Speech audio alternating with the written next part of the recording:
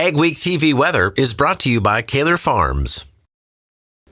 Weather portion of Ag Week now, and I have to admit I am certainly not the only meteorologist that was a little bit duped by the switch toward cooler and rainier weather through the nation's midsection the second half of the summer, but I'm not certainly the only meteorologist. There was a large group of us that were fooled. I think the pattern really suggested a shift toward continued drying out of the Great Plains and parts of the Midwest this summer, and it really just never happened. There are some areas of South Dakota a little drier than optimum. There is an area in Ohio that's a little bit on the dry side of things, would still be in that moderate to severe drought, but even much of these areas in Ohio have had some rain. There's some more serious drought in the southeast and in California, but those have no effect really on the grain markets. The jet stream this week, of course, a big push of out of the north has brought much cooler weather this weekend into the northern plains and Great Lakes. That's fairly temporary, but the recovery will be more of a typical late summer weather pattern with not a lot of heat. We'll have some warm days yet. Certainly summer temperatures are not finished for the year.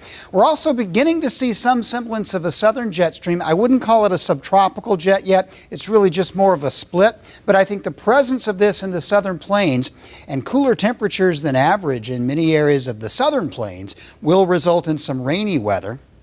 The rest of the nation, I don't think we'll see anything really terribly organized. We are starting to see some upper level ridging toward the end of the week in the southeast. That may allow some opportunities for a tropical system perhaps. And out west, we're beginning to see the evidence of a high pressure ridge, which may have some impacts on the weather across the region over the second week. We'll get to that in just a minute. Here is the forecast as I see it. First of all, this week there will, I think, be an area of stormy weather down in the southern plains. The western part of the nation basically pretty dry.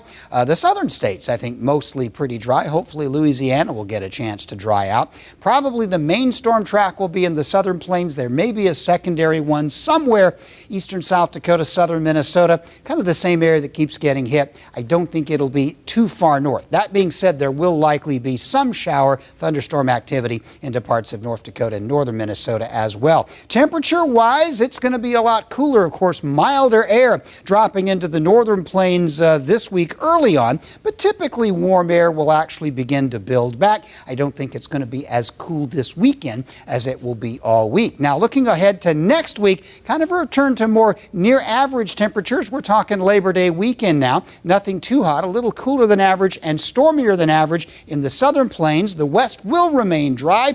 Potential tropical moisture into the southeastern states and average north to above average rain in the southern plains over the second week of the forecast period. So what we're talking about, pattern change, meaning a reduction in heat, central southern plains and Florida, the wet areas, generally no heat stress.